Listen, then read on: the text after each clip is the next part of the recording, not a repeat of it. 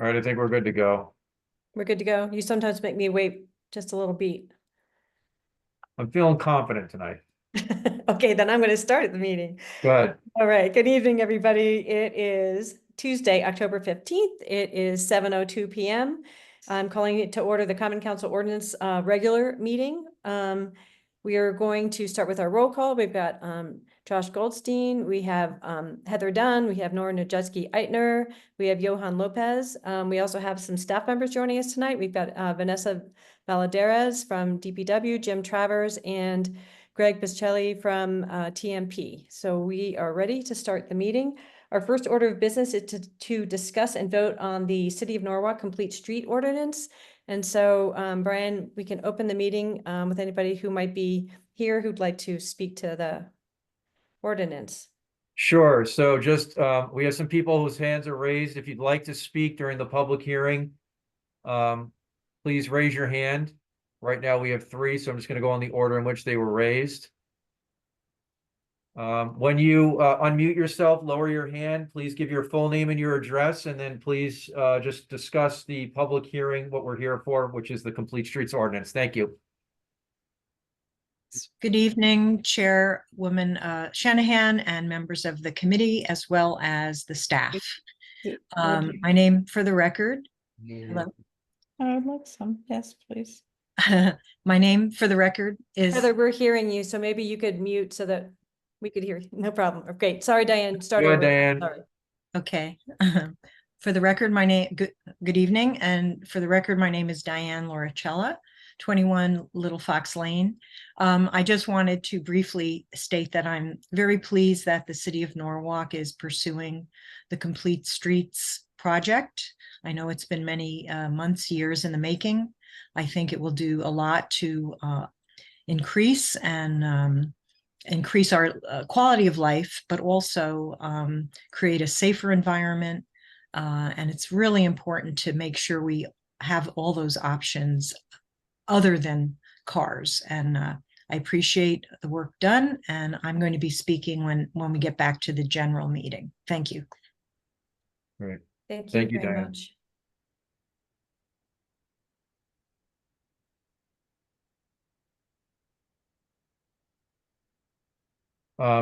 Lisa, we also have Nicole Eady, one of our council members, is here, so I'm going to promote her to a panelist. Great. Thank you. We'll add that to the minutes. Yeah. Awesome. And now you're going to open you'll call on the Yep. next. Great. All right. So the next person would be Jamie. Again, I'm going to click on your name. Please unmute yourself, give your full name and your record, and you can speak about the Complete Streets. Thank you and welcome. Hello, this is Ku'uipo and Jamie Fales. We live at 48 Noah's Lane Extension in Norwalk, up near Cranberry.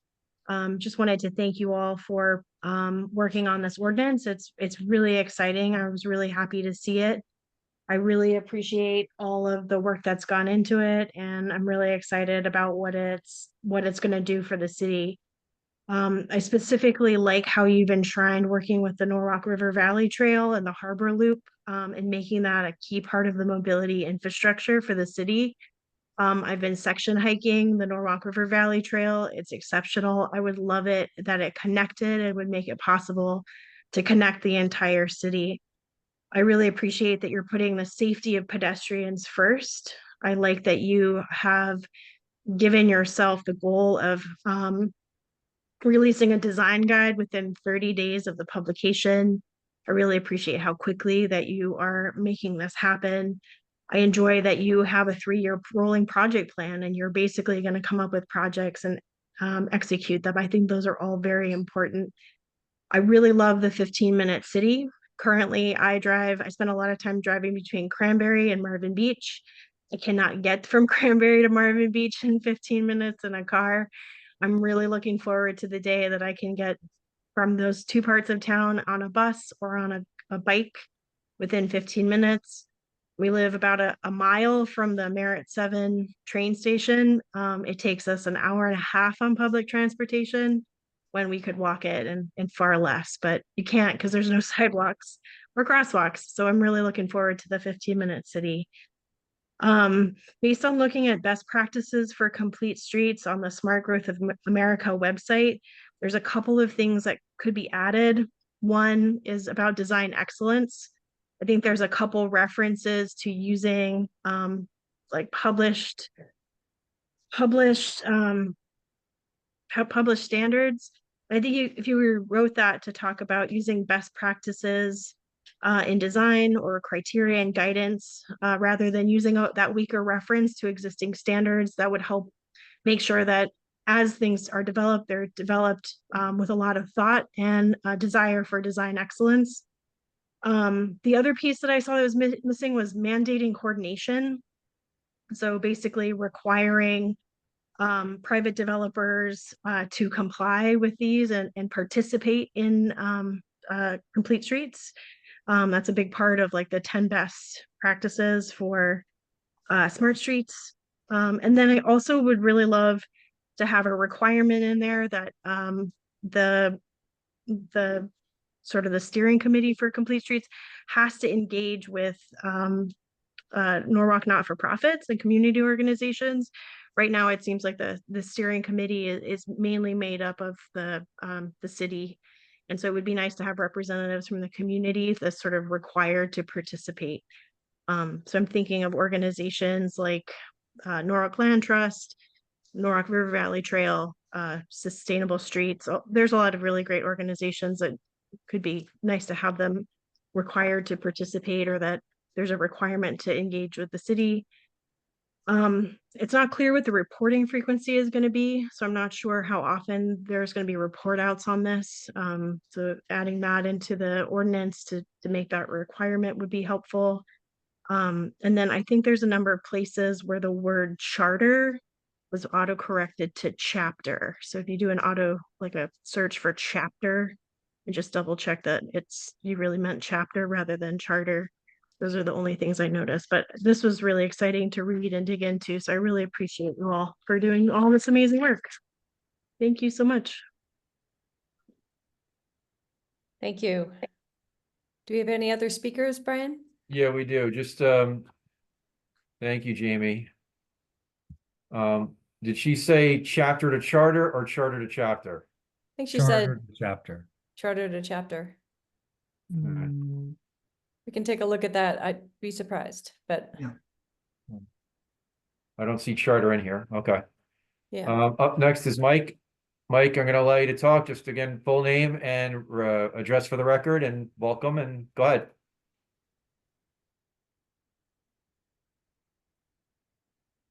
All right, can you hear me now? Yep. Oh, great. Hi, Mike Mushak, 50 Elmwood Avenue. Previously on planning and zoning for 15 years, retired last year, and helped start the bike walk task force initially, which became a commission. So familiar with all these subjects. I just want to thank you for working so hard on this. I think it's great. Looking forward to you all voting in favor of this ordinance. And between TMP staff and the Bike Walk Commission and lots of concerned people, including the Common Council and this committee, I just wanted to say thank you to all of you. So I read the ordinance carefully. I see nothing in it that I would change. And in fact, the only thing I do want to add, I want to take a few minutes of your time, and I really appreciate the patience because I know all about the public speaking, and I've always given them lots of leeway when I'm planning and zoning.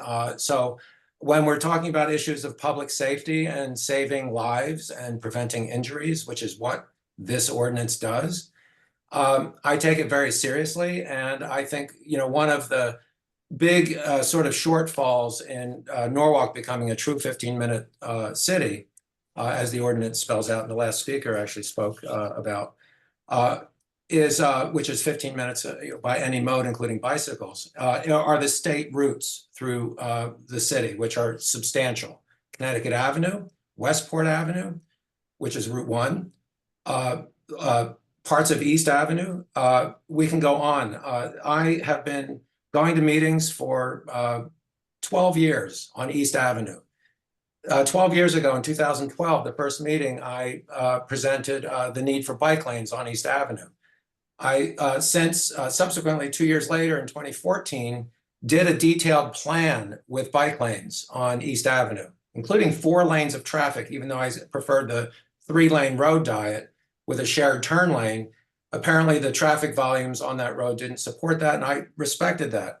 But I thought that 4 feet or 5 feet of shoulder, even though that's not preferred by a lot of cyclists, that acts in itself as a traffic calming measure. It slows traffic because you have narrower travel lanes, and it reduces the width of the crosswalk that someone has to walk into traffic, because if you have a bike lane on both sides, you actually decrease the length of the crosswalk that people need to worry about cars. So there's lots of good reasons to have had bike lanes on East Avenue. Well, anyway, the latest plan from the state shows 4 11-foot lanes and no bike lanes on East Avenue. And I just think that's a sad, really sad oversight. And when asked, the state apparently said, well, someone from the city signed off on this. And I assume it's someone who's no longer on city staff, because we had a lot of retirees at DPW. But I just find it unconscionable that we're talking about complete streets and supporting this ordinance, but finding that the state is now taking one of the main downtown arteries that we're creating, a denser TOD zone with a lot of investment by state money. And the state's turning around and saying, well, bikes are not wanted here. And they've done this. I've been going to meetings. I asked for Connecticut Avenue to be made a bike route about 8 years ago. And the state came in and put striped 11-foot lanes and 2-foot shoulders, so that it encourages higher speeds, highway speeds, and it's a standard that should not apply in Norwalk. We should have 10-foot lanes on all of our state roads in Norwalk. And getting there, I don't know how that's going to be done, because we have no control over what the state does. But I am going to fight this battle. You're not going to hear it. You're going to hear about this again, because I really want the state to, oh, by the way, there's a 2009 Complete Streets law, state law, that was passed by the state legislature. And it requires the state to justify every dollar they spend on every project that involves state money to prove why they can't do bike lanes. And the reason they gave on the latest project, I'm sorry to take so much of your time, but it really is a matter of public safety and saving lives, which is why this is so important. I've been passionate about this my whole life. And on that Route 7 plan from Grist Mill to Kent Road, there's no bike lanes presented. And the reasons the state gave in order to get around the 2009 Complete Streets law was that somebody in Norwalk City, and the municipality of Norwalk, said that there are no cyclists in this area, number one. Number two, they referred to a plan done in 2019 called the Active Transportation Plan for the state, and said, oh, there's no bike lane, no bike routes on Route 7 indicated on that plan. Well, the only route through Norwalk on that plan is Route 136. The state had considered the rest of Norwalk not needing bike lanes or bike infrastructure, which is, I find, immoral, possibly illegal and unethical, that we have the state telling us that we can't have, where we're spending money on Glover Avenue, state money, just building a train station to develop a TOD plan. Our land use was changed to encourage density there. We're building a TOD section with bike lanes on Glover Avenue, and they bump into Grist Mill with no bike lane. And the state's basically saying no bikes here. And I just cannot believe that. So this even though the Complete Streets law was passed in 2019 and is state law, we still have the state getting around it with these, I guess, just obsolete engineers. I don't know how any other way to explain it, why that is. And again, considering that the main arteries that bisect Norwalk are state routes, this is a huge, huge obstacle to Norwalk becoming truly bike friendly, is the state adhering to obsolete rules. So that, I've explained it. I am sorry to take all your time, but I am really just losing sleep over these constant plans coming forward. Main Avenue by Stop and Shop, the state says 4 11-foot lanes and no bike lanes under that bridge as part of the new plan. So we're spending hundreds of millions of dollars on plans that are obsolete. I will stop. Thank you again for your patience, and please support this Complete Streets ordinance. Thank you. Thank you, Mike. We really appreciate it. We agree that we need more bike lanes, so we appreciate the plug for that, and we appreciate the work you've done to support it. Anybody All right. else, Brian? Yeah, we have a couple more. Next is Harvey. Harvey, you can unmute yourself. Just give your full name and your address. Thank you and welcome. Hi, my name is Harvey Jones, and I live at 12 Briar Street. I wanted to say, first of all, thank you. It's really great to see this. Like, the high level goal is awesome, and it's going to keep us moving towards a livable, walkable, safe city. I think it's a great capstone on all the investments that we've made in terms of walkability over the last couple of years. Like a year ago, it was really dicey and pretty dangerous for me to walk to the nearest grocery store and restaurant. And the Rowan Avenue sidewalk project, like, really just really helped that and has really improved my quality of life. And I see this as just, I want that for the rest of Norwalk, and I really see the Complete Streets ordinance as delivering that. In terms of the implementation of it, there's two things I'd really like to see. The first is efficiency. Like, there's been a whole ton of progress over the last couple years in terms of putting in new sidewalks and like other things around housing and transportation. And I really hope that we're able to keep up that momentum, and that we manage to balance the public good that kind of completing more projects does. So that, you know, obviously we want to change some behavior here, but I really hope that we don't add a lot of extra process, which slows down projects, which are themselves in the public good.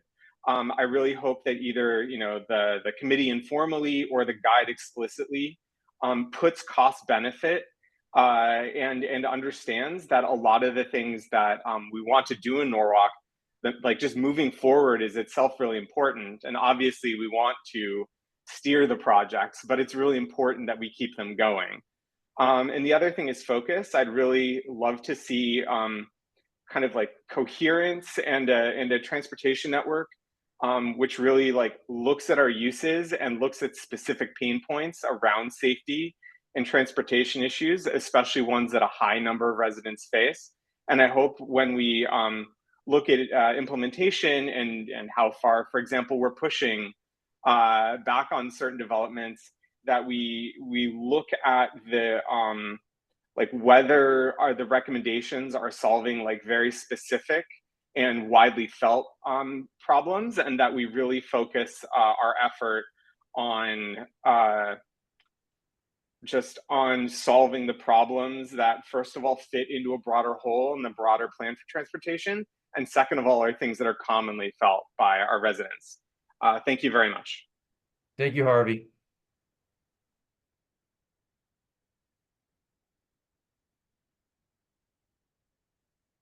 Next is Paul Fox. Paul, can you give your full name and address for the record, and welcome. Hello. My name is Paul Fox. I live at 26 Belden Avenue. I would like to speak specifically to a detail.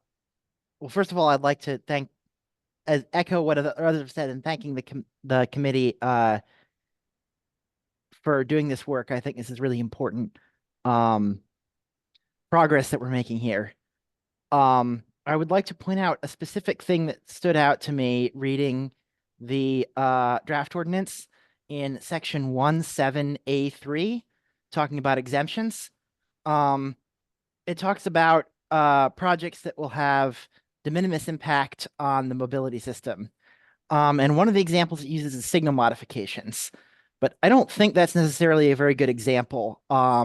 There's been some studies that show that signal timing and signal design can have a significant impact on safety. And NACTO has a huge amount of guidance on best practices for signals. So I think that signal modifications should also, within the scope of the project at least, consider the best practices for safety and for complete streets. Thank you. Thank you, Paul.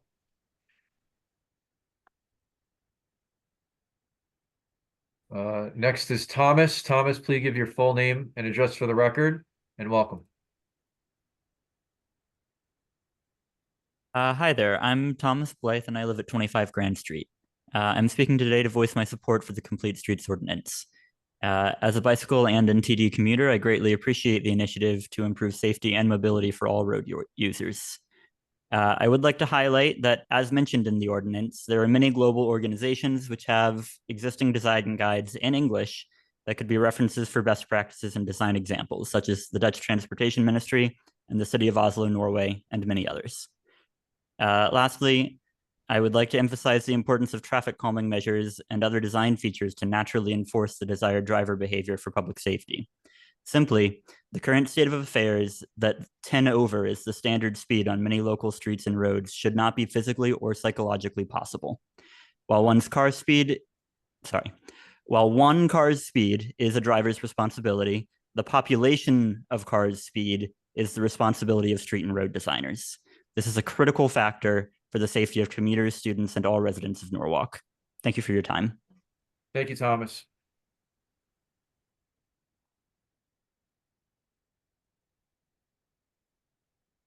Next, we have Emily. Emily, please give your full name and address for the record, and welcome.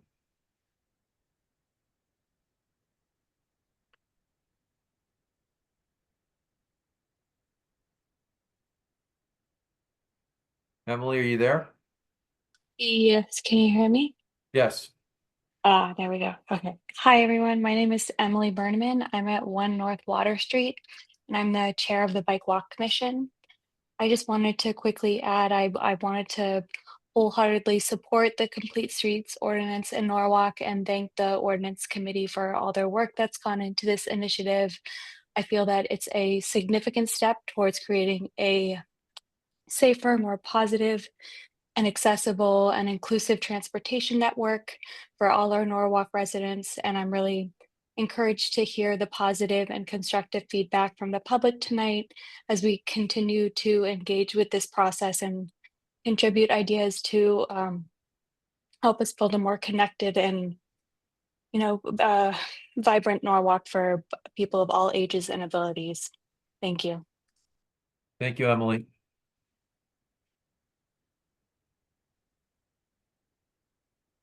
Next is Becca. Becca, please give your full name and address for the record, and welcome. Hello, my name is Becca Stoll. I live at 26 Emerson Street in East Norwalk, where I think that Complete Streets would do us an absolute world of good. So I'm wholeheartedly in favor of adopting the ordinance. Specifically, I think that it's going to make that last mile commute feel safer for a lot of people who Metro North commute off peak and after dark. I count myself in this category. I regularly take trains after 10 p.m. from New York City due to my work schedule. I also want to point out that the addition of sidewalks, real, full, wide, ADA accessible sidewalks without impediments such as double poles, mailboxes, signs, are something that we really, really have to push for, and that I would hope the ordinance can address more directly. I'm thinking, for example, of Van Zant Street, where I walk under a road work ahead sign, or there's been moments on the drawbridge where there is a caution road work ahead sign in the bike lane, therefore rendering it useless.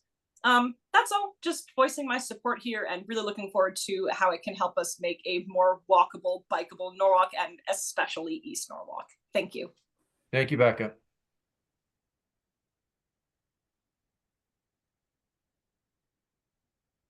Next, we have Tanner. Tanner, if you give your full name and address for the record, and welcome. Hi, everyone. I'm Tanner Thompson. I live at 16 Hillside Place. I'm a member of the Bike Walk Commission. And as everyone else has, I wanted to voice my support for the Complete Streets Ordinance and for the initiative more generally. A couple points about why we need Complete Streets. Complete Streets is going to improve the quality of life for Norwalkers. It's going to improve public health in Norwalk. It's going to obviously improve environmental sustainability in Norwalk. But one point that I think isn't talked about quite enough is how Complete Streets are good fiscal policy. One anecdote that I want to share quickly is about Copenhagen. Everyone points to Copenhagen as a worldwide model of complete streets, especially when it comes to bicycles. Copenhagen also has very effective transit and is a very walkable city. But Copenhagen wasn't always that way. And in particular, the bike network in Copenhagen started to be built out in earnest in the 1990s, when Copenhagen was actually, the city government was going bankrupt. And the mayor at the time figured out that the only transportation infrastructure that they could afford to build was bike paths. And so they went all in on bike paths. And it obviously, in hindsight, we can see that it had great returns because all the other points that I've mentioned, environmental sustainability, public health, quality of life, have improved as a result. Obviously, we face not exactly the same set of challenges here in Norwalk to Copenhagen, but I think that it's very instructive. The more that we can incentivize people to use their feet and their bicycle and the bus and the train to get around, not only is that good for them, it's good for society and it's good for Norwalk.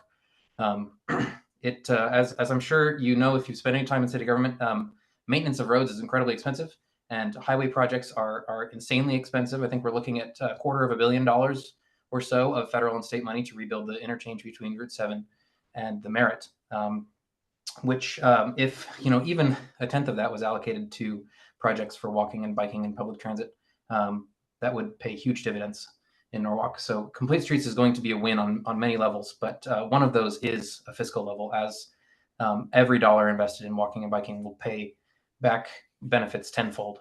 A couple of points of feedback on the ordinance. I've mentioned at every point here, walking and biking and public transit. These are a three-legged stool of transportation sustainability.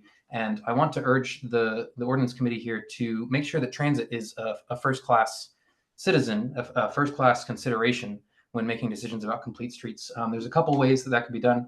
I sent Lisa some sample language about changing or making the definition of mobility system a little bit more detailed and calling out public transit as one of those services that's kind of an auxiliary service in addition to the infrastructure that forms a critical part of our mobility system.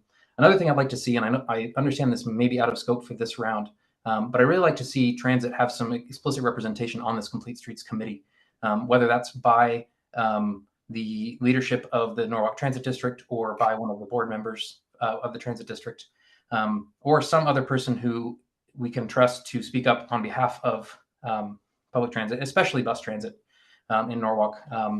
The group that I'm involved with, Sustainable Streets Norwalk, last year did a citywide inventory of bus stops and found that almost half of bus stops in Norwalk do not even have a sign, meaning that there's no indication that the bus actually stops there. It's just a stop on the map. And only about 1 in 6 bus stops have a shelter. Very, very few bus stops have benches. And as a result, we see, for example, on Connecticut Avenue that most bus stops either have overturned shopping carts that people are sitting on, or they have benches that keep popping up that are clearly not provided by the city, but by volunteers.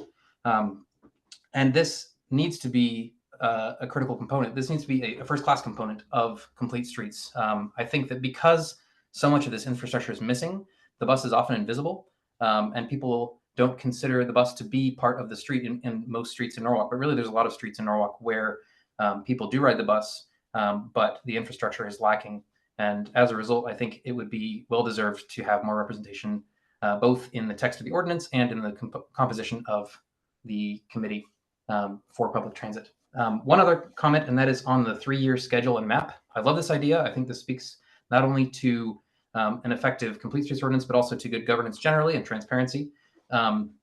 The question I have is what cadence that'll be updated on. I think the ordinance doesn't say anything about how often that 3-year schedule will be updated. I would suggest perhaps once a year.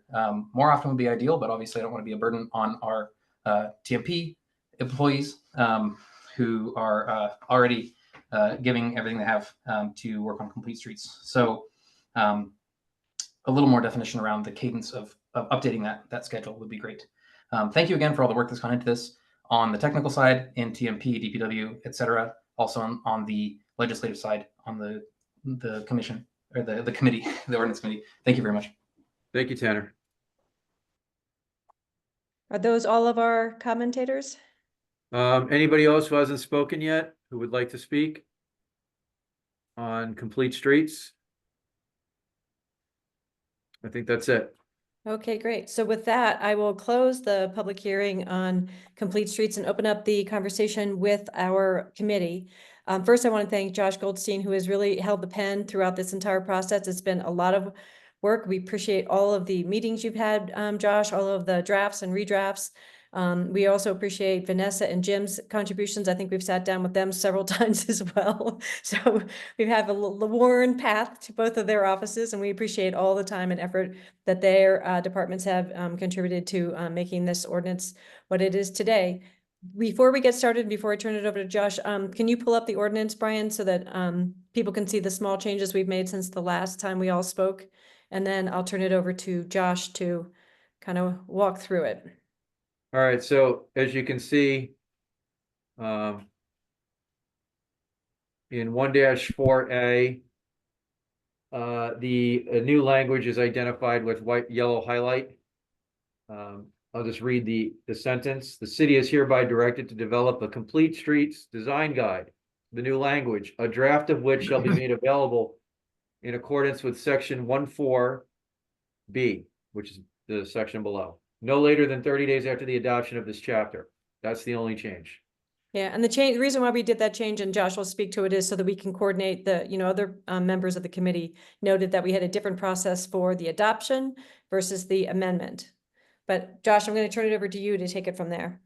Well, thank you, Lisa. And I just before I started, two public service announcements. One, I have a cold. I'm sorry. Two, I want to thank and while I appreciate that Lisa say she's that I held the pen on this one, this was a real team effort. And Lisa, I also think it's, worth thanking Tom Livingston from the mayor's office, and, FHI, the consultant who really helped us throughout this process, and obviously the TMP, Jim, Garrett, Greg, and the team, as well, of course, as Vanessa Valadares and Jim Meehan, who we got a lot of helpful feedback that has made this a much, much, much better ordinance from where it started.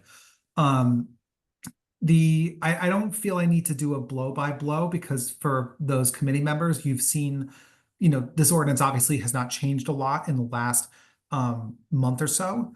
I just want to note a couple things. One, the definitions in between work with our consultants, making sure that the language mirrors particularly the Connecticut Department of Transportation as well as the U.S. Department of Transportation, to make sure that not only are definitions consistent so that we can apply the law consistently, but also so that as city departments apply for grants, having specific terms in our legal documents is an important aspect of those applications.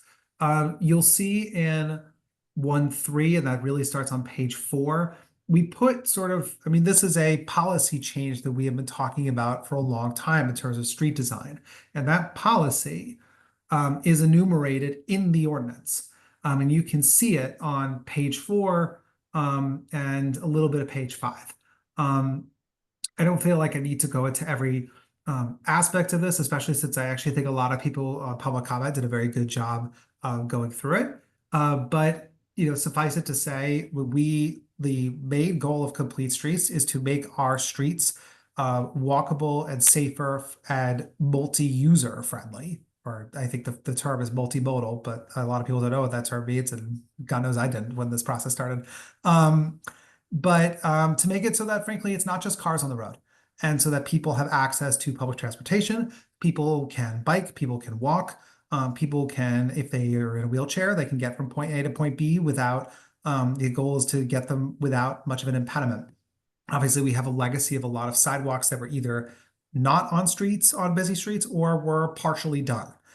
And so part of this is connecting our mobility system so that people can get from point A to point B, with the goal being that we are a 15-minute city, which we are not yet, but we're making tremendous strides to get there. I want to move on to 1.4, which is the design guide. The design guide is a crucial piece to the puzzle here. This is something that I know is currently most of the way under development with the city. And I know that the departments have been working on the design guide itself. And obviously one thing we have here is that it is a technical document designed to provide both, city departments on actually how to implement the Complete Streets policy in accordance with a lot of helpful manuals and policy guides and engineering guides on the subject. As you can see, there is a process, and Brian sort of highlighted the change in 1.4a, but that there is a process by which that if there are amendments to the design guides, which we expect there will be over time as best practice has changed over time, that there is both an amendment process, but also a way by which the public can provide input. The section 1.5 concerns the responsibilities of the Complete Streets Coordinator. Again, this is a lot of stuff that we have already sort of covered, but the idea is that the Complete Streets Coordinator, or the person in the position of the Department of Chair of the Department of Transportation, Chief of Transportation, Mobility, and Parking, will be that point person and will, specifically be working in concert with the Chief of the Department of TPW, or Operations and Public Works, and making sure that street design, both above and below the street, are consistent with the Complete Streets policy. Again, that's, 1.6 sort of emphasizes that, and that includes the 3-year improvement schedule, which is something in terms of improvement schedules is something that the city already sort of engages in as a practice. A lot has been made under sort of exemptions versus exceptions. Exemptions, more on the exceptions than the exemptions. You can see that the exemptions are, you can see if we are legally preempted, right? Because you sort of the, sort of basic components of whether a project is exempt from Complete Streets. I will defer to Jim Travers or Greg on the comment made in public comment about signal modifications. I will just highlight it to say it's not what you think. It's not every signal modification. It's actually more, it's not major changes.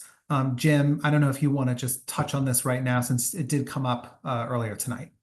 Sure, Councilperson. Thank you. Yeah, I think our use of terminology with that specific example is that there are many different components to a traffic signal, right? And certainly there is no larger advocate for signal optimization than me, right?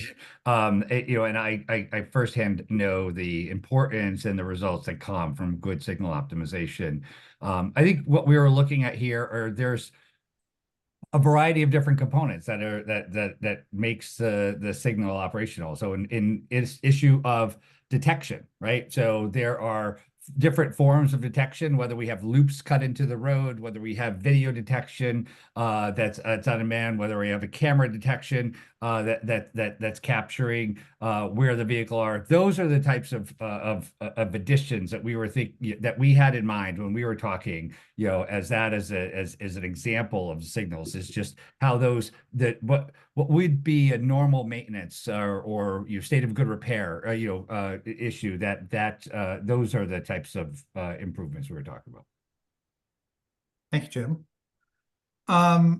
Just before we sort of come to a landing here, exceptions, we have laid out a process by which, if there are people, that encompasses both public and private entities who may seek an exception.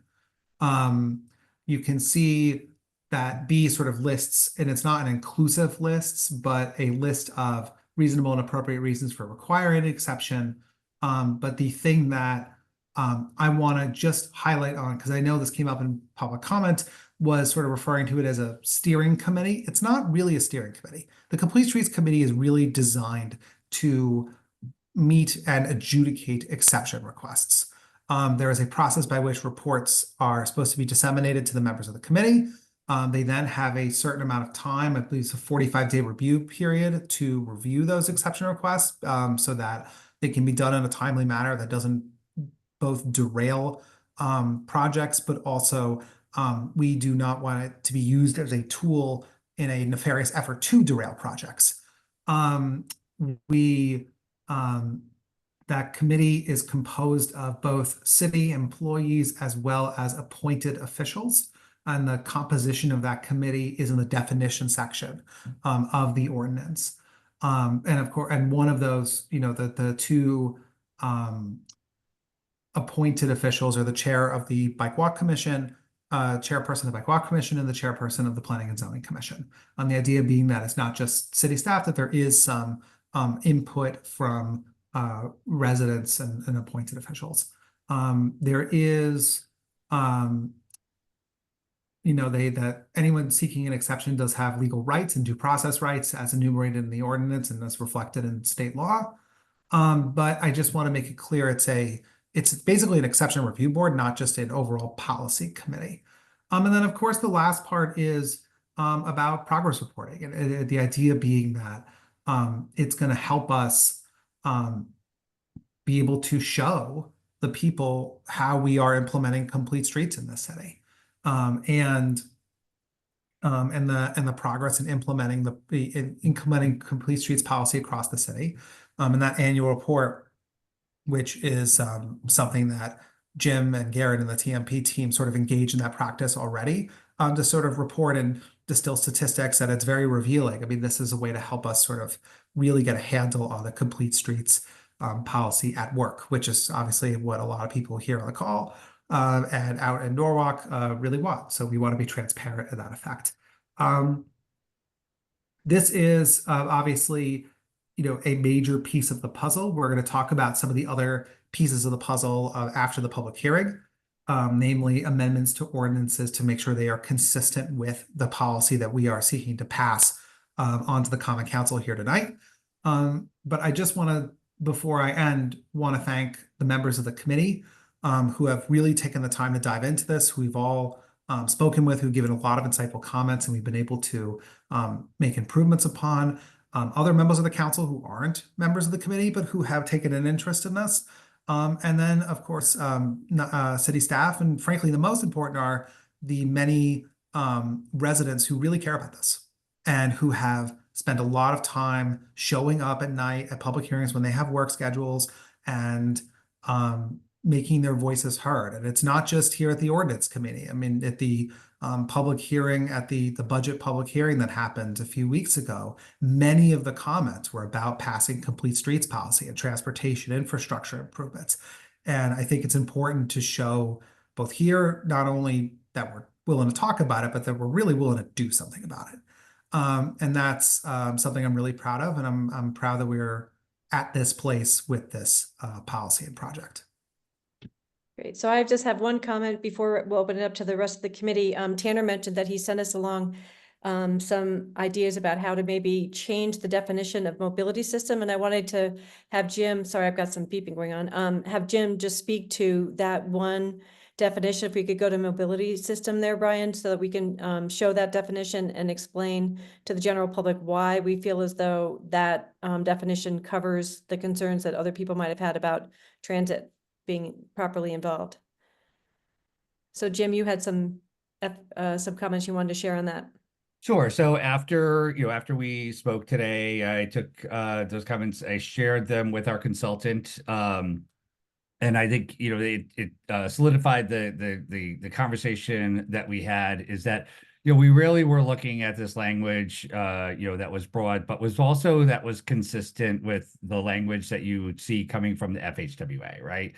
I think that is important that it's there, but it's also, it's not, it's about creating an entire network. So we didn't want to look at we didn't want to look at a definition that specifically called out everyone, right? Every single thing, because what happens when a successful mobility system changes or it evolves over time, and we don't have that specific thing in there, right? So we left an umbrella that can get there. But I think from a perspective of public transit, I think the city has done leaps and bounds, right? We have a number of train stations. Our train stations are top notch.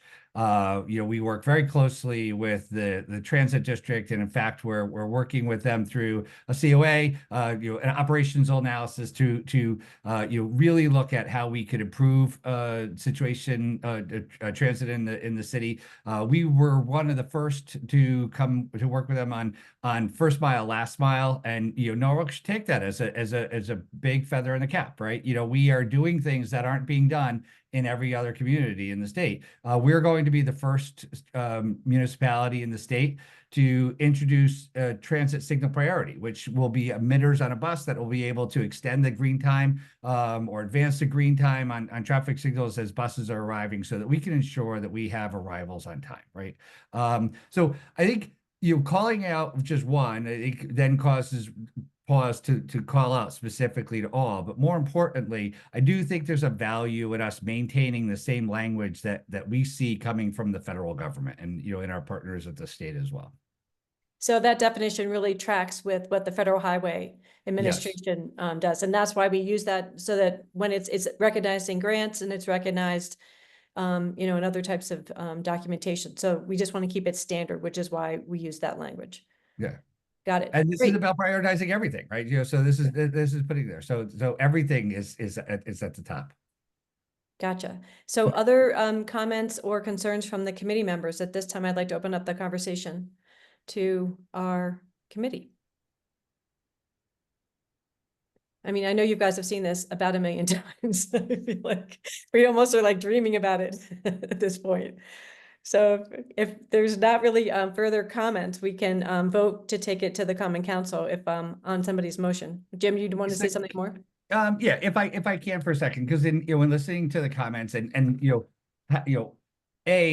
thank you for taking this on, and I'll echo those comments that we heard from residents all throughout the city, right? This is it's a great investment for us in the city, but there are many things that we've been doing, right? What the Complete Streets process has done is really codify those, right? So I think a number of people talked about, a 3-year project schedule. It really has to say, like, Vanessa and her team, we have the most amazing team in DPW. This is work that they've been doing, right? This is work they've been doing all along, right? We're just codifying it, along with a number of things. And, I do have to say, like, I think, Vanessa and I get to come to meetings and we get to hear from people and we get to hear the positive comments that come, but it really is it really is deep into the DPW and TMP and the people that are out on the street every day doing the work and working really hard to deliver these. They're taking guidance from us, right? But they're the ones that are actually delivering it.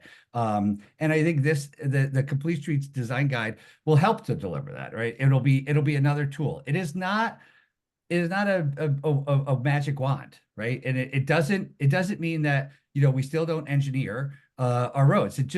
It gives us more tools in our toolbox, right? And I think that's the best thing. Like it's looking at the work that we're doing, offering a different solutions, and then really getting people together and talking about projects and and moving it forward, right? But I do think that we need to give credit to the amount of work that has been done in the city to advance this, the teams that have worked very hard to put that in place, and then just recognize the fact that a lot of some of the things that were put down in there were things that the city was already doing, right? And it's not that it's new, it's there, and it's codifying it. So thanks to team. I think we get to work with an amazing Common Council, but we also get to work with amazing staff that's in City Hall every day. And, so I think I can speak for myself, very happy to move this forward, but I also have to give one shout out to Garrett Palella, who has worked tirelessly to make this happen.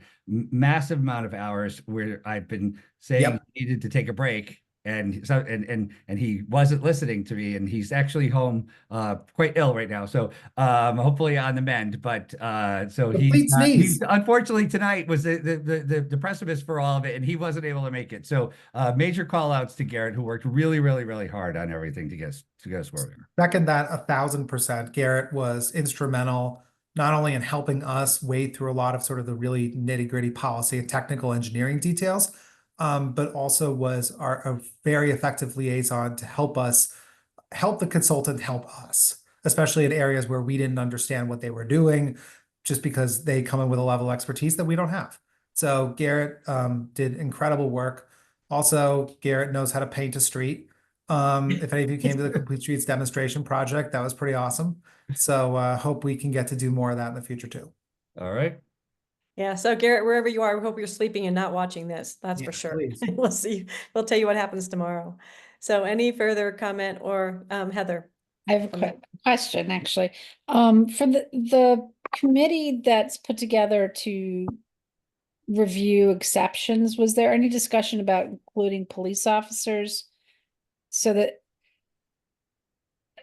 because I can answer I that know I was no. riding my bike this weekend along the River Valley Trail, and there was like a left turn lane at the same time as the crosswalk. I was able to walk, and I was just thinking if police were involved, they might have some insight into it. It might be a good thing. I don't know. I kind of feel like that's why we hired Jim to be the traffic expert about deciding where crosswalks ought to be placed and things like that. So I also when they're just there, know- but to just let, people know, we have officers who are watching traffic patterns daily. Absolutely. And the one thing I'd say, Heather, is one place where the police absolutely have a voice is the traffic authority. Where a lot of the sort of, traffic decisions that come through the traffic authority really are, the police get to weigh in. And obviously, there are a lot of traffic related statistics. And that's something that I know we've talked with Chief Walsh and his team about on many occasions. And they're incredibly helpful. I would just note that this committee, it's based, I really calling it a committee kind of is almost, it's not misleading, but it's not exactly what it is. It's an exception review board. That's essentially what it is. So, that from that standpoint, it's helpful to have the input of anyone who can help, sort of make policy decisions and make them better. But I don't think it's necessary to have them in this particular circumstance. I would like to hear from them and what their perspective Sure. is before allowing somebody to do something that's going to impact them, that they're going to have to, keep an eye on and make sure that people are complying, or that turning right on red when it says no right on red. People are doing that constantly all over the city. And they're the ones who have to enforce it. So yeah, but again, that's not really what, this isn't an enforcement ordinance. This is more of a design of the streets type thing, which is why we have an expertise in traffic mobility about how things ought to be engineered. Certainly the police reports help, right, Jim, wouldn't you say? So let me because I think she brings a valid point, right? And I think and so does Josh. Like this is really exception report where we looked to try to get people with subject matter experts together to talk about it. But that doesn't negate the fact that good policy, good design really comes from good communication, right? And I think that's we didn't. I think we're looking at that as in a larger umbrella. Like, I can speak personally for the police department, that, they all have all of my cell phone numbers, right? 6 minutes after the bridge fire, I was on the assistant chief was on the phone with me, right? I call the chief or the assistant chief on a regular basis. We talk about each of them, but I think, Josh also brought up a really great time. The once a month meeting in the traffic authority is where we really look at discussing changes. Like all the changes that get put through traffic actually go to the traffic authority, which the police officers are there at the time. But we do meet regularly with the folks who are doing enforcement on the street. They come to us. We share some of the data that we have that becomes valuable to them. We look at for their input when we do it. So I think that communication is going to be key in not only moving Complete Streets forward, but just advancing us in everything that we do, right? I just rest assured that it might not be specifically written in there for that committee, but it doesn't negate the fact that we do and we value the police opinion, and we speak with them on a regular basis.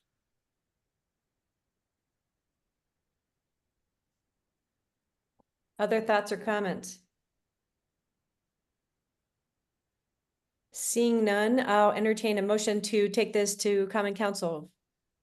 Oh, Josh, are you making a comment or are you? No, I am making a motion to take the Complete Streets ordinance to the November 12th common council meeting. So the first meeting in November. Just a little note, the reason we're doing that is because of the next subject we're going to talk about. We want to make sure that the timing is closer together on some of these other component pieces, and also to make sure that's just that there's a scheduling issue there too. So the motion is to take it not to this next council meeting, but the one after that. All right, all in favor for committee members? That is unanimous. Great. Well, thank you very much. Thank you to everybody for all the hard work, Josh, especially for carrying the pen. Thank you for Jim and Vanessa for attending. I think they're sticking around because the next ordinance is also about that. But and first, we need to do some other business, which is to open public comment for the balance of the agenda. So if Josh, you could see if anybody has their hands raised for that, that would be great. Brian. Did I say Josh? I did. I meant Brian. I'm on mute. We got Diane Lauricella. Diane, you could lower your hand, just give your full name and address again, and please go ahead. Welcome. Good evening again. Diane Lauricella, 21 Little Fox Lane. Interesting discussion today, and congratulations on moving the last item forward. Tonight, I wanted to speak to the issue related to DPW. I spoke last month and noted that none of my suggestions have been put in and changed. So I am, once again, I'll explain why I said that I made the statements that I did. In 90-1, Establishment and Function, item B, I believe since you are diving into this ordinance, I do not see any reason why there could not be some mention about recycling and reusing, because while I've been assured that Vanessa and others, even those of you who are currently on the council, care about recycling, this ordinance should show that the main goal is to reduce the amount of disposal and collection of solid waste. And I know many of you care about the subject, but it's not reflected in the wording. And since you are tweaking this ordinance, I think this is a time to say at least that under B, the goal of reducing the amount of collection and disposal, or some especially the wordsmiths on this group, the attorneys, there must be a way to show in action what you speak. Actions speak louder than words. In 90-2, under Chief of Operations, I've been seeing this lately in the senior positions of the city, is that there's been a reduction of the qualifications. And this particular item, the chief across the board is a well-paid person. And so I do think at the very least, you could add that a engineering degree, or I'm sorry, an engineering certificate is preferred at the very least. If not, then I ask that you add more than 5 years prior executive and administrative function, because of the enormity of all of the things in this ordinance that are the responsibility of the chief. Of course, the chief does not upfront do all these things. There is the water pollution control plan, etc.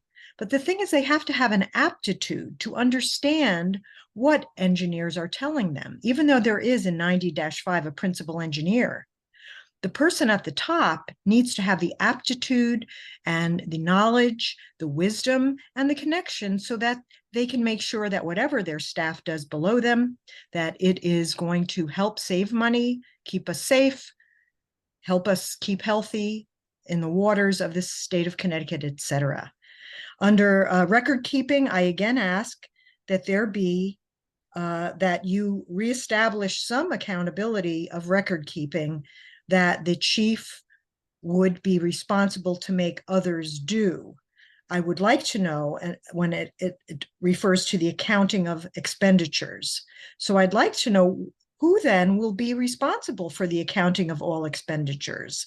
Definitely, we don't want to burden them with constant reporting, but there must be some record keeping of that related to expenditures on a regular basis, at least for the Finance and Claims Committee and the DPW Committee. Lastly, the new item B, which is formerly D, is a record of complaints by the public.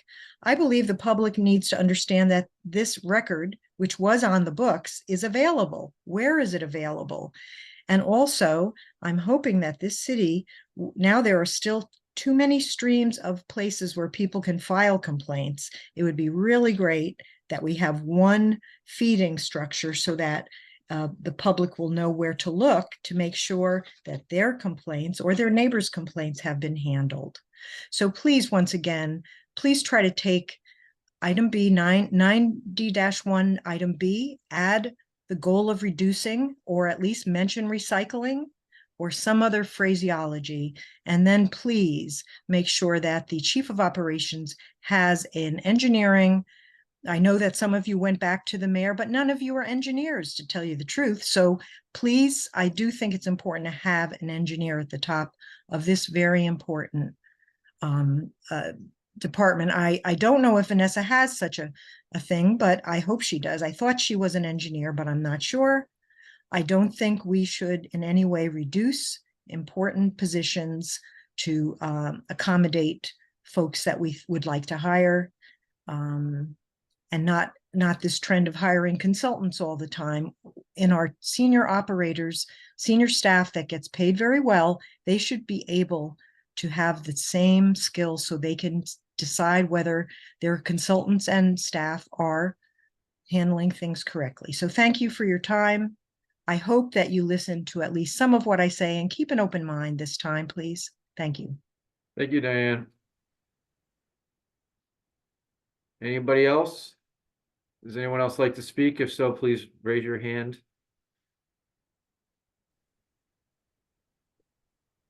Nobody else has raised their hand.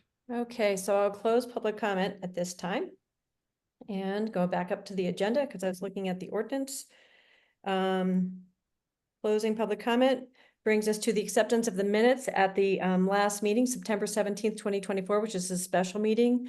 Do I have a motion to accept the minutes as filed, or does anybody have any amendments? Thank you for the motion, Heather. Does anybody have any amendments, changes, corrections? I can't see everybody, Brian, because I'm in the comic strip. Okay, there we go. So I don't see any amendments or changes. So seeing none, all in favor of accepting the minutes as filed? Okay, that's great. Now we can go back to sharing the screen because I'll go through some of the changes in. Hey, Lisa. Yep. I thought we wanted to make a motion to alter the agenda. Oh, yeah, we could do that now. What I want to do is for new business, I'd like to take section 95 before we do the blight because it's all kind of part of the Complete Streets package. So would you like to make a motion to that effect, Josh? So moved. Josh just made the motion. All in favor of consolidating all of the Complete Streets together? Thank you. So we'll change the agenda to that. So first we'll talk about 90, then we'll go to 95, and then our last order of business will be to cover the blight. We'll let Jim and Vanessa and Greg go at that time. So Brian, if you could pop 90 up, that would be great because I can't really see it in my small telephone. So just to bring everybody's attention to this, what we needed to do after the adoption of Complete Streets is to look at other ordinances that the city has that need to be coordinated with the new Complete Streets packages. And one of the first ones that we needed to take a look at is Chapter 90, which is with regard to operations and public works, the Department of Public Works. And so generally speaking, this ordinance follows what I think is Chapter 14 in the charter. And we pretty much picked up all of that same language, but we've made a couple of changes just to coordinate so that now Section 90 is not in opposition to our Complete Streets ordinance. And so the first place to look is 90-1E, which is where we say that DPW and TMP will now collaborate on the Complete Streets for the mobility section. So that's the changes that we made in that area. We also pick up the definition of mobility system that we were speaking about before in Complete Streets. And just to sorry to interject, Lisa, it's Charter Section 14-6. The subsections track these subsections in City Code Chapter 90-1. Notably in subsection E, the Department of Operations and Public Works will maintain all other public improvements carried out with the exception of collaborating with TMP on this mobility system. So that is the only change in E really, even though there's a lot of language there. Go on. Yeah, it looks more complicated than it is. We've also made other changes to coordinate this ordinance. Whenever we open up a new, an ordinance, we like to make it gender neutral and bring it kind of into compliance with some of the things, some of the ways we write ordinances now. So you'll notice that he and she go to they and things like that. I don't think we have too much in H, right? We just added. Small changes. Yeah. As you can see, we removed separate department and put separate ordinance. We put operation and maintenance of, just to explain the type of actions that'll be taken. Some removal of some other language and just kind of cleaning up subsection H. Not much there. Not much there. M is kind of where a little bit of a change from the charter is. The charter enables us to change what's going on in this, in the operations by ordinance or by rule of the mayor. And so we just added the language saying that we're going to collaborate with TMP and other relevant departments in, in the construction, in the planning, design, construction, and maintenance of the mobility system. Right. The only change here is that M says you can do this, that the duties or responsibilities of the DPW and the chief of the DPW can be assigned. There can be assignments either by ordinance or by the mayor. And here in M, in continuation of the Complete Streets ordinance, it's just indicating that the chief of DPW and the DPW will collaborate with TMP in a manner that's consistent with an ordinance that's just been sent on to Common Council. Right. So a lot of talk was talked about the chief of operations, whether or not they're going to have a professional engineering degree. Nothing that we're doing in this section says that the chief of operations won't have an engineering degree. We just felt as though that it just gives the option to reach to more people for this role by saying that it's not a requirement. It already says that they have to have 5 years of applicable executive administration. It's important to remember that Vanessa, who is our current chief, not only oversees DPW, but she also oversees Rec and Parks and the waste management system, things like that. So it's a broader job than just construction of, just engineering projects. So we just thought it was, just gave people more options. Does anybody, Josh, do you want to say anything more about that? Or Brian? I mean, that's how we were thinking about making it just broader. It doesn't mean that it won't be chief of, a principal engineer, but it just makes it a broader pool of I mean, applicants. just to respond to what Diane said during her public comments specifically, before being the chief of operation and public works, Vanessa was first an engineer and then the principal engineer. So she has an engineering degree, and she was the principal engineer before she became the chief of operation of public works. Just so everyone who's listening knows that Vanessa has a great resume. Which is why she has the job. Yes. She's fantastic at her job. I just want to note one other thing, which is there is a national trend that has happened in governments, frankly, state governments, especially across this country, where there has been a reduction in the requirements in an effort to be more inclusive of different applicants. However, the decision of who to hire belongs to not only this mayor, but future mayors. And then obviously the council still has the right and the responsibility to confirm those appointees. So those powers don't go anywhere. The mayor is still responsible for reviewing and hiring a person in this, the director of chief operations of public works. It's not to say that there shouldn't be someone with a PE. It's just to give that executive, that mayor more latitude. And you just never know who's going to sort of shake out, and they may be a really good fit for the department. So I don't want the horse to get too in front of the cart. That's my understanding of the intention of making this change, and I think it's an overall good public policy decision. And just in general with hiring practices that have happened in governments across the country. Exactly. The next part, we are for approval of rates and fees. What we're trying to do is have less expensive notice.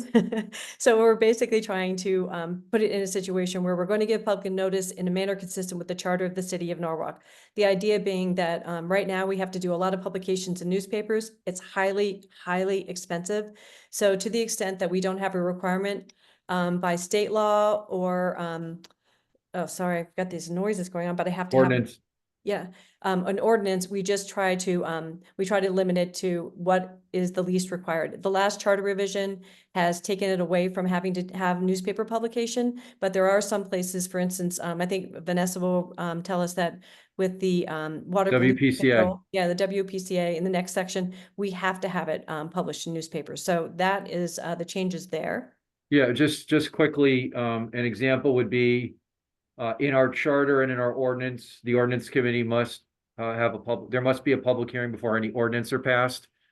Another example would be, and that's one way of saying that we're consistent with the charter, because the charter says we have to be consistent with the charter, ordinances, and state statutes.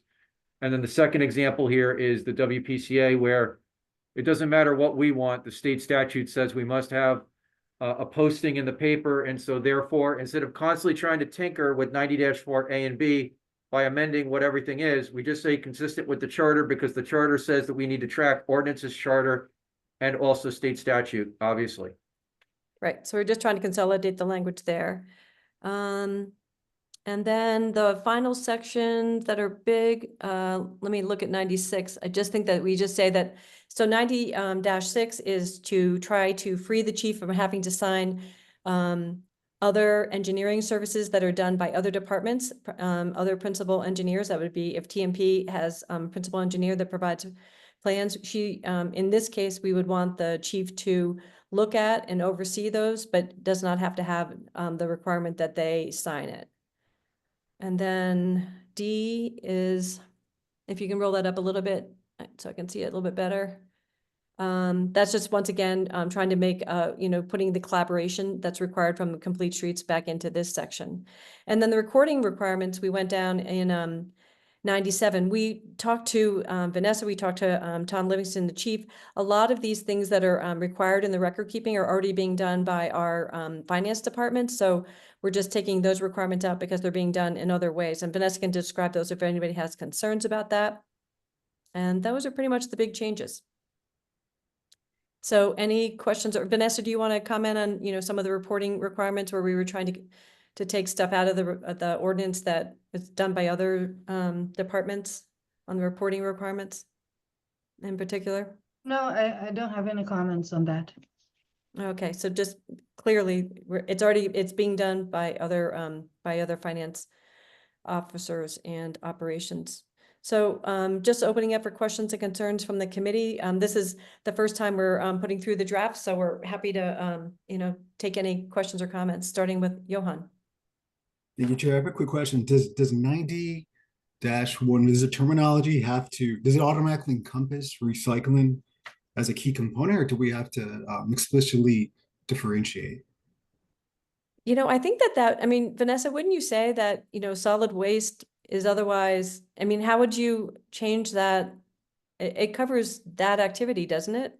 It does. Solid waste is everything related to really solid waste, the way that we have, like the sewer that is under the BPCA is related to all of the other type of waste. So the solid waste is considered now yard waste, bulk waste, the regular solid waste, and recycling. So it's covered and in the composting now as well. Perfect, thank you. And composting. So it feels as though if we list things, like to Jim's point earlier about the other ordinance, we just don't want to necessarily narrow ourselves by listing things that may not include everything. Is that any other questions, Johan, before I move to Nora? Oh, no, thank you. That answers it. Thank you. Okay, great. Nora. Thank you, Chair. I just wanted to double check, and I would love to hear from Vanessa on this. This section regarding no longer requiring her to sign off on drawings. Is there any risk that we're losing coordination there? There is a logic to having sort of, final oversight. So I wanted to touch base and see if this is in fact an efficiency measure, or if we're risking any loss of oversight in that with that change. No, again, I'm an engineer, right? So I'm gonna answer as an engineer on this one. Yeah. I do think that if there is a requirement for the chief of operations to sign the drawings, it is an extra layer that people can look and see if there are any mistakes that will be made through the set. That sometimes it happens. So I don't have a strong position against with or without it, but I have to say that as of now, it is common that sometimes when we're looking over a set, even if it was done by a third party, we ended up catching some mistakes. And mistakes, when I say, is not as a bad thing, but I think that sometimes, for instance, we do know about other projects or other things that looks at the big picture of it. So when we hire a consultant, sometimes you're looking at a specific portion of what that project is designated to, and whoever will be sitting in this position have a much more bird's eye view of everything. So I think that when they look through the set, they look also with that in mind. But again, if the chief of operations will not going to require a PE license, then there would be no reason for the person to sign, because what the person is signing, right? So this is something that you guys will have to also discuss and think about it.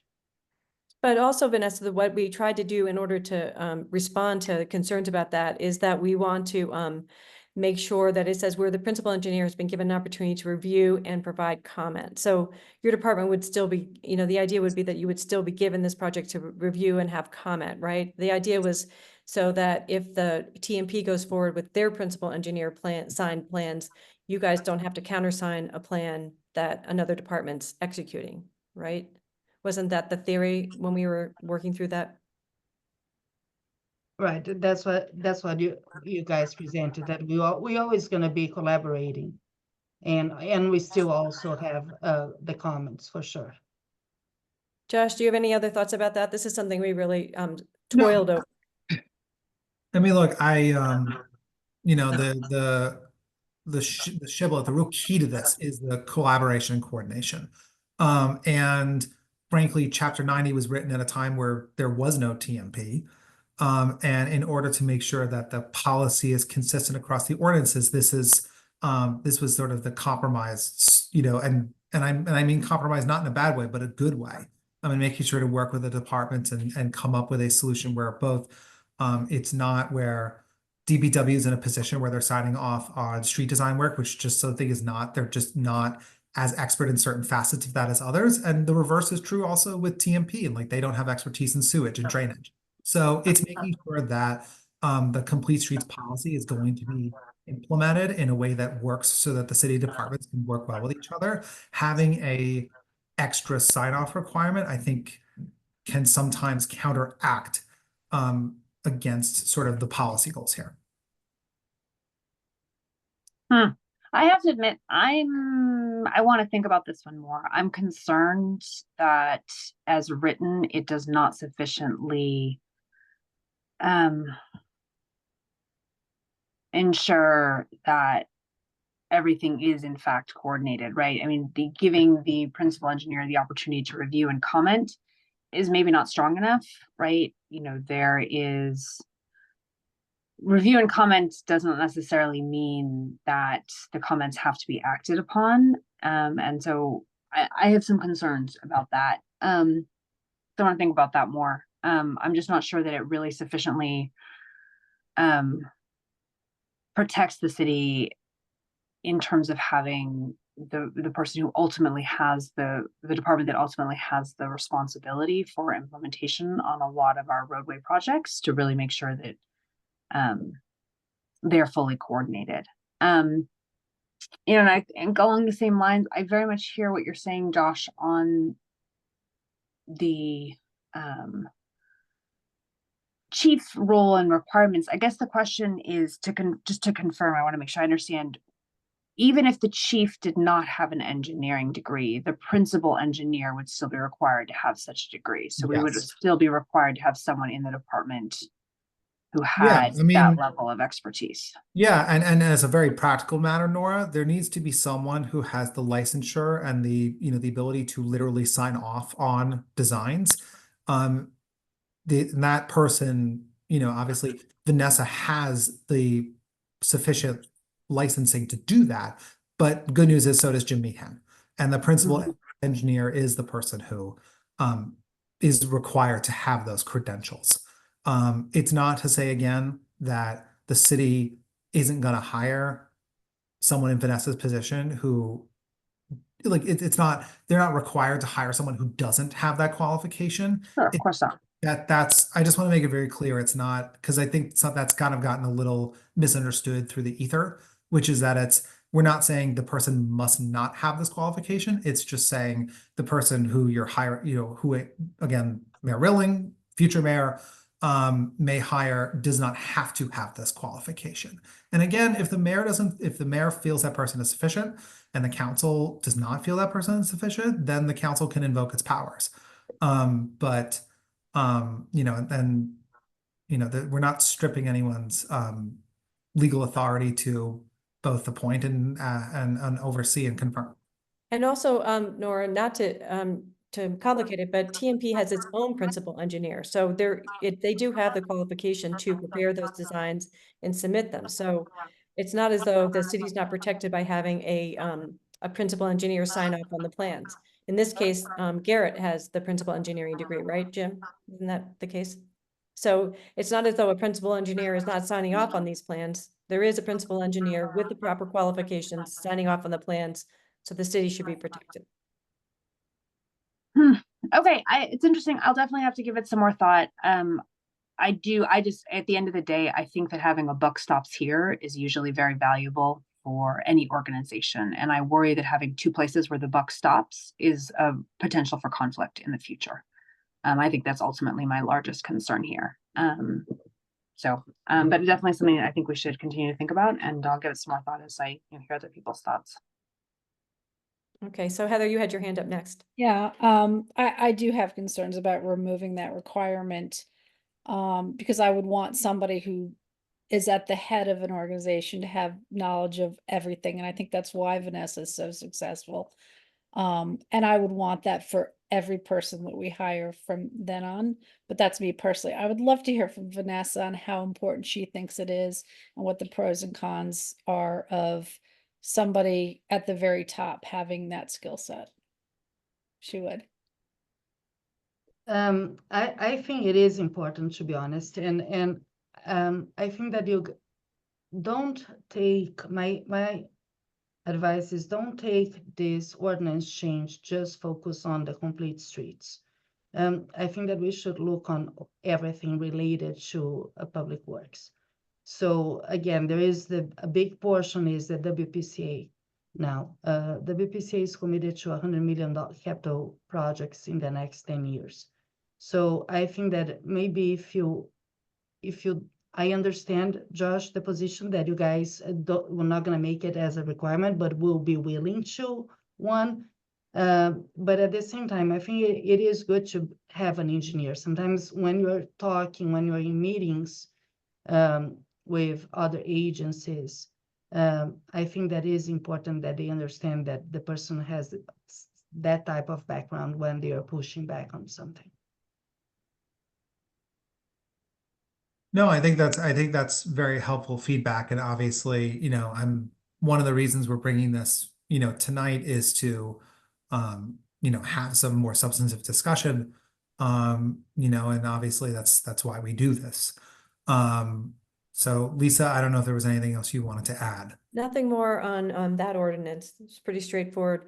We were thinking to take it to public hearing at our next meeting. Brian, if we were to add back the PE requirement, is that a substantive change that we could make at that time, or to delete it? Should we add it back and then delete it if we agree? Like, how do we, we're just trying to get to the place, like, should we go to public hearing or should we go one more round? I don't think it's a significant change, seeing that it was in the, I believe it was in the ordinance already and was removed, so. If it was to be inserted back in, it's, no change from what we currently have, just it's a change within the process, so that's not a significant change. Now, I think if you went to public hearing and you inserted the engineering degree back in, I think you wouldn't need a second public hearing for that particular change. That's the question that I had. Johan, you've got your hand up. Thank you, Chair. Yeah. So if I understand correctly, the role is primarily managerial, administrative, kind of delegates technical tasks to the appropriate people. And so what you're saying, what everyone essentially saying is that in lieu of that, other sort of certifications can be allowed, like let's say budget, finance, and environmental knowledge, or like an MBA, or like a certification, let's say project management. Is that my Vanessa can speak to this better than anyone else on this call, considering it is her job, but as much as it is, that she comes into it as an engineer, there's a lot of it that is managerial. She is the chief operating officer and oversees, parks, DPW, engineering, facilities. I mean, there's a lot of administrative work that comes with her position that frankly has nothing to do with it being an engineer. But again, I think I don't, I just want to make sure that we're sort of clear that the job actually has a much larger scope that sometimes we as common council members encounter or frankly envision, because obviously how omnipresent Vanessa is on DPW matters of DPW, and sometimes we forget that like Parks is Rec and Parks is part of DPW. So I think that's worth noting, and I think Johan, you're like, I'm sorry to interject. I just wanted to make sure that what I was saying was accurate, just to double check. The language as currently in the ordinance says you must have an engineering degree, so it was removed. So again, my first opinion stands as is, that it wouldn't be a significant change. Great. Just wanted to double check. Thank you we always appreciate that, Brian. So other thoughts? Are people comfortable sending it to public hearing with the idea that we have a month to consider some of these comments we've gotten from the committee? Okay, so I'll entertain a motion to take it to public hearing at our next meeting, which I believe is November, I gotta look. November 19th. 19th? 19th, okay. 19th, yep. Yes, November 19th. So thank you, Josh, for the motion. All in favor to take it to public hearing at the 19th? Okay. That looks unanimous. Great, thank you. So we changed the agenda to talk about 95, which is the ordinance that covers sidewalks. So if you could bring that up, Brian, these are pretty small changes. Once again, just a little bit of coordination with Complete Streets. We're just introducing this for the first time. We won't take this to public hearing until probably December. At our November meeting, we'll consider a final draft. Still trying to find it. Hold on. I know it's at the bottom of the agenda. Very bottom, because we're skipping over blight for a quick second. Bear with me 1 second. I need to get rid of some of these screens, otherwise I might be able to find it.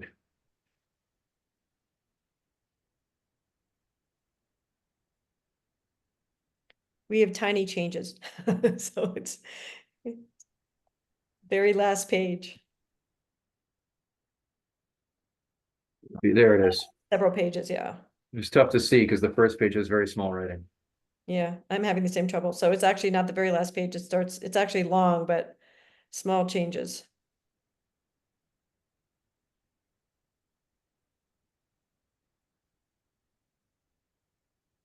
Yeah, there we go. It's so hard to read. Can we make it any bigger? I'm like so old that Sure. Hold I'm on. squinting to a degree that I can't even really read.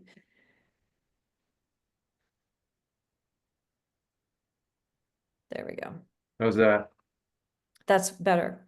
So basically what we tried to do in this is to fold in the Complete Streets, and I'm not going to go to it in detail because it really is a lot. I commend this to everybody's reading for the first time, because we'll talk about it in greater detail at the next meeting, but we just tried to, again, this ordinance was written well before TMP was a glint in our eyes, and so and the complete streets hadn't been passed. So we've just tried to pick up the complete streets language and coordinate it in this ordinance. So we won't need to go into it great detail. We've added some definitions as we roll down. We've included a mobility, the transportation. You'll see a lot of the same ordinances. And then again, it's a lot about the collaboration between TMP and DPW. So when we come to the next hearing, we'll get into more details about it. But as you can see, a lot of it's just clean up in our usual way and incorporating complete streets language as needed. Because sidewalks are going to be something that's pretty well implemented. I'm just not sure that there's much to do. Josh, you have a thought about it? I mean, it's just not a lot. I think you really. covered it. Yeah, just not really a lot to change in this, other than to include the reference. Certainly the more substantive set of changes. So I really don't have a whole lot to add to this. Yeah, I don't think we just basically included the language in this. So we'll go through it in more detail at the next ordinance when it goes to public hearing. So that's the thinking on that. And now what we can do is turn our attention to blight. If you want to go through that, Brian, really fast. And that is something that perhaps we could take this to public hearing if everybody's comfortable with it. These are more minor changes. I'll be pulling it up in a second. These are just as a precursor to what you're going to see. These changes track directly from the amendments, the public act that was just passed and went into effect on October 1 of 2024. Just got to find it here. Bear with me 1 second. There it is. So the big changes in 58A4, 58A1, the only change here that I inserted was a definition of commercial real property.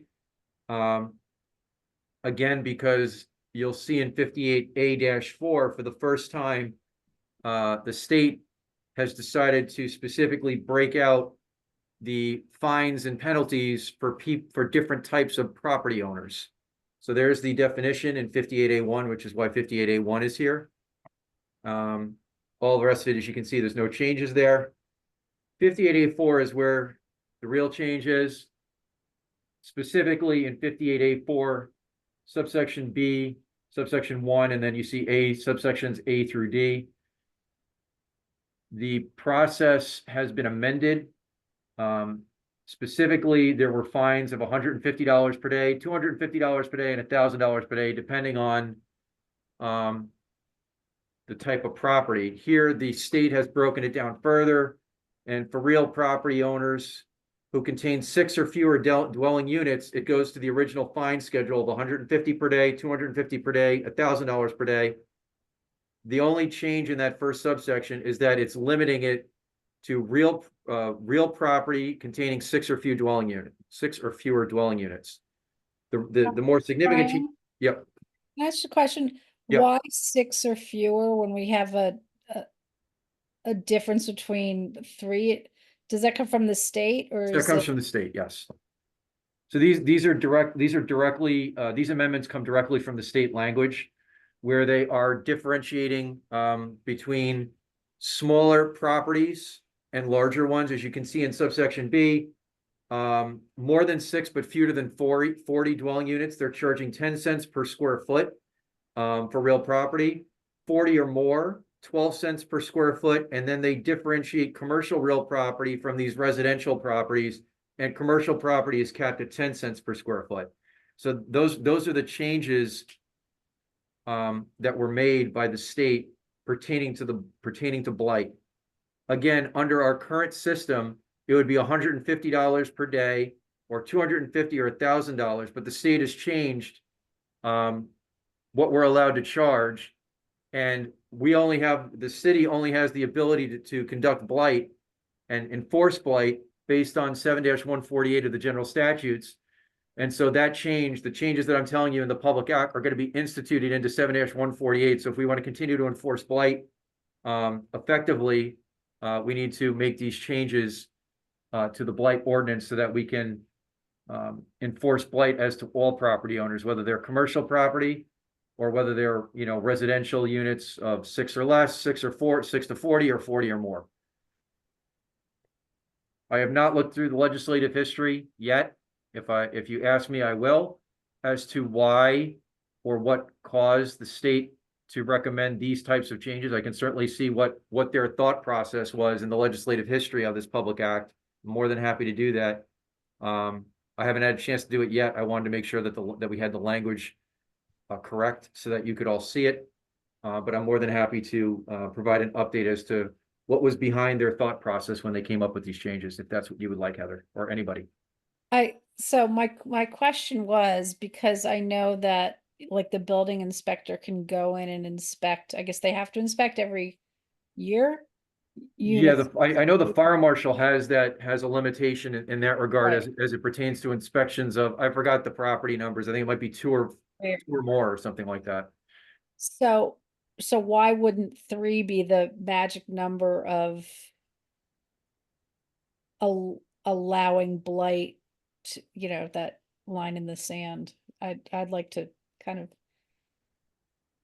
Wait, so you want to know whether, because it's 3 buildings of 3 apartments or more, right, Brian, for the fire inspectors? Is that what we remember? It's either Go 2 or in 3. I believe and it's 3. I think it's 3 we fixed that a few years ago, Heather. I'm kind of Yeah, remembering So 3. they inspect units, Yeah. buildings with units of 3 or more. So Right. if they go into units of 3 or more on an annual basis, it would make more sense to, I don't know, but if it comes from the state, I don't know. I was just Right. So wondering. what I'll do is, because you certainly are raising a valid point. So what I'll do is I'll take a look at the legislative history behind this public act and see what made them come up with this, because basically the language that we had before, 150, 250, 1,000, has now been limited to residential units of 6 or fewer dwelling units, and everyone else is there's a different ball game now for the rest of them. A lot of them now, the rest of them are being dealt with cents per square foot, which is not. So I don't know if their thought process was to be harder on them or take it easy on them. I don't know what their process is, but I will look into the legislative history of what these representatives and senators were saying during these hearings that they had on this particular act. Don't make yourself crazy. I'm just wondering, 6 seems like a random number where 3 would seem like a reasonable connection. Right, and you're right to point out the fire marshal does have, pursuant to state statute, the fire marshal has the ability, well, the fire marshal must go into residences that I believe are 2 or more units. I believe you're correct. By state statute on an annual basis, which puts a lot of pressure on our fire marshals, which is why we went to go make the change that we made. I digress. But less than that, they cannot go in that regard. So interesting why they chose 6 or fewer. I'll take a look and I'll report back to you guys. It would be good if they had the ability, if they go into a 5-unit or a 4-unit place, to be able to have the tools under this, to determine blight. Now, what I will say is that some of the issues as it pertains to blight obviously occur outside the property. So they would still be, I mean, in those situations, they could still be subject, like, there's 3 empty cars sitting on the front lawn of somebody's house that has 6 or fewer units. We could go with the charges. Whatever another piece of blight, another potential enforcement action on blight, but this occurs on a commercial property and it's visible, or someone is called to the property, like the police or something like that, and then they see it, they can certainly call and a blight action could be, the enforcement action process could start. But again, I'll take a look at the legislative history and see what their thought process was behind this. But just so I understand it, and so we all understand it, we're just making the changes to conform with the state law. So we couldn't say 3 or fewer because that's not what the state law is suggesting for these fines. I'm not suggesting that, Lisa. Right, no, I think Heather just wants to curious find as out why. Yes. Yeah, no, I just wanted to make, just so that the record's clear about what we're, I get it, Heather, I'm interested too.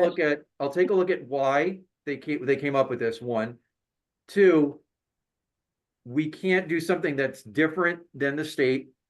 So if we just ignored what the state was doing, we'd be hamstrung. We'd only be able to charge 150, 250, and 1,000 for the 6 or fewer dwelling units, and then we wouldn't be able to enforce blight on these other potential property owners. So it kind of expands the power a little bit. In that regard, it allows the blight officers to enforce it as to everybody, or at least the universe that has been created by the state.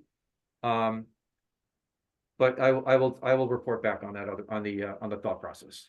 Yeah, But don't in make the yourself meantime, crazy. yeah, but in the meantime, this is pretty straightforward, and it certainly gives us another tool in toolbox, and certainly helps with the idea that we can not scare people into good behavior, but get better behavior because the fines are now more substantial. So I think that this is something that's pretty straightforward, and we could take it straight to public hearing if everybody's comfortable with that. So with that, I'll entertain a motion to take the blight ordinance to public hearing at our next meeting. Thank you, Heather. All in favor of that? Great, good. So that is the last piece of business. So I can also entertain a motion to adjourn. And thank you, everybody, for the good work. Thank you very much, Nora, for making the motion. We're all in favor of that. Great. So thanks, everybody. A lot of work tonight, but appreciate all the help. Thank you to everyone who isn't on the committee that showed Thank you up. all. Thank you to all the people who spoke, and thank you for everyone who came tonight. Thanks, everyone. Have a Already good night. thanked Go Vanessa and Yankees. Jim. Bye, everybody. All righty. Thanks, gang.